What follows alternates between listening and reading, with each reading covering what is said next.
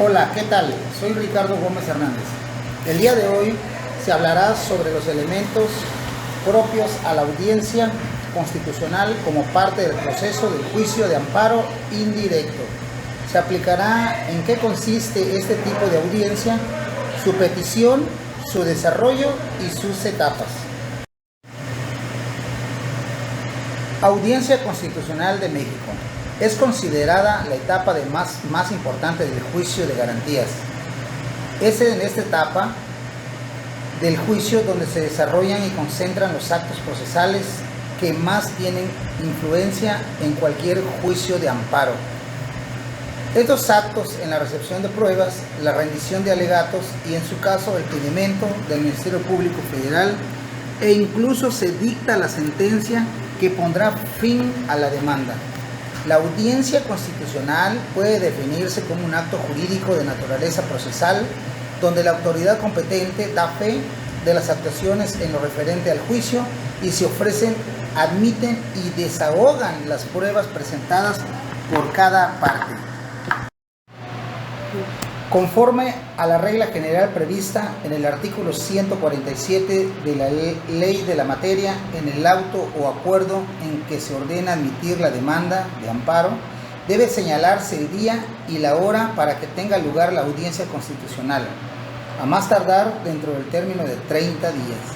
Con excepción de los casos en que el agraviado impugne la aplicación de las leyes declaradas inconstitucionales por la jurisprudencia de la Suprema Corte de Justicia de la Nación o en los que reclame la violación de las garantías contenidas en los artículos 16 en materia penal, 19 y 20, fracción 1, octava y décima, párrafo primero y segundo de la Constitución Política de los Estados Unidos Mexicanos. La celebración de la audiencia constitucional debe fijarse dentro de los 10 días después de que se haya admitido la demanda de amparo.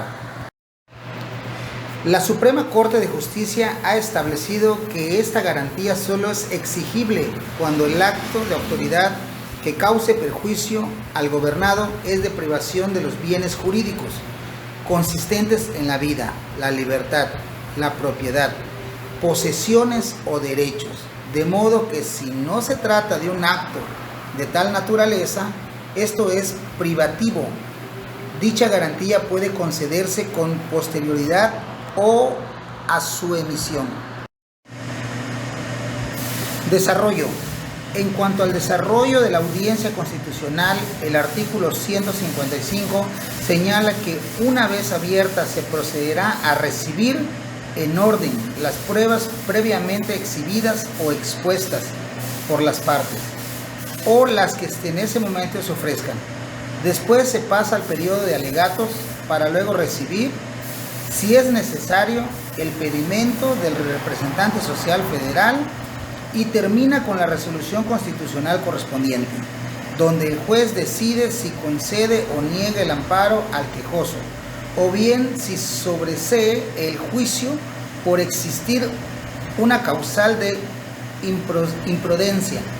Es común que una vez asentada lo referente a los alegatos, las partes que asistan a la audiencia se concretan a firmar el acta o diligencia respectiva y queda pendiente el dictado de la audiencia, que suele pronunciarse en días posteriores e incluso meses después, cuando la complejidad o las características del asunto así lo reclaman, o cuando el exceso de trabajo en los tribunales no lo permiten.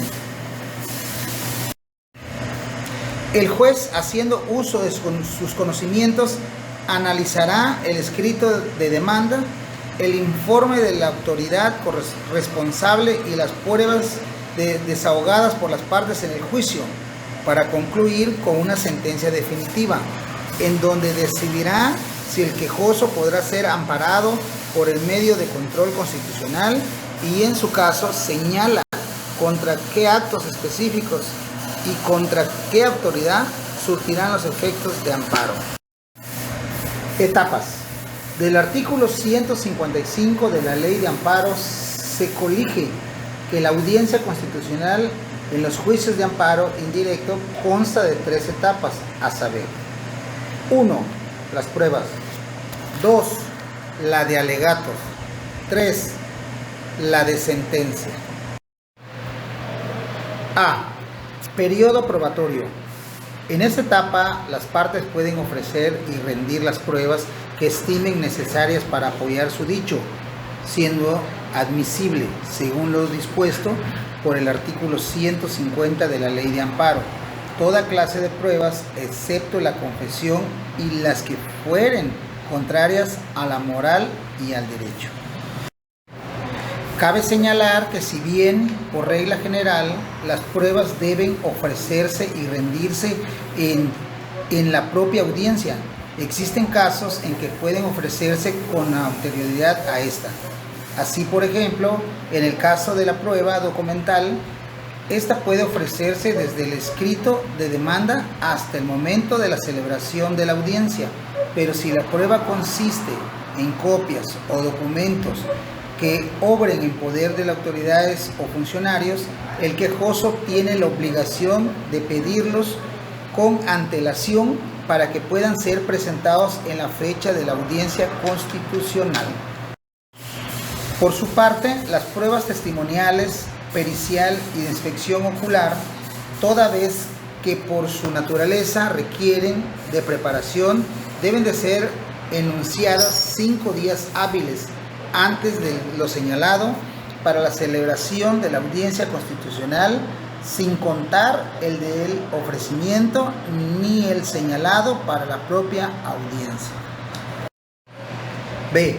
Periodo de alegatos. Finalizado el periodo probatorio, es decir, una vez que son ofrecidas, admitidas y desahogadas las pruebas, se reciben los alegatos de las partes y, en su caso, el pedimento del Ministerio Público. Los alegatos son las conclusiones de las partes en el proceso, en las cuales se expresan argumentos para tratar de demostrar que les asiste la razón, de modo que se declaren fundadas sus peticiones, o en su caso, sus excepciones al dictarse sentencia.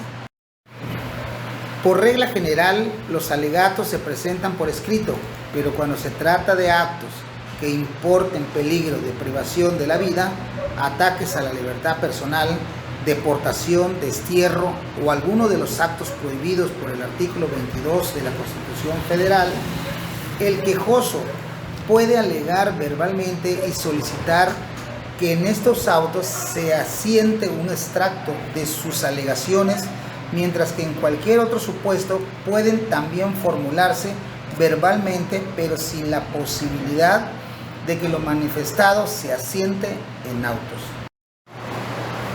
C. Sentencia. Finalmente, la audiencia concluye con el dictado de la sentencia, en lo cual el juez de distrito, después de valorar las pruebas y analizar los alegatos, así como todo lo expuesto por las partes en sus escritos iniciales, determina si el acto reclamado es o no inconstitucional y, en consecuencia, se ampara o no al quejoso.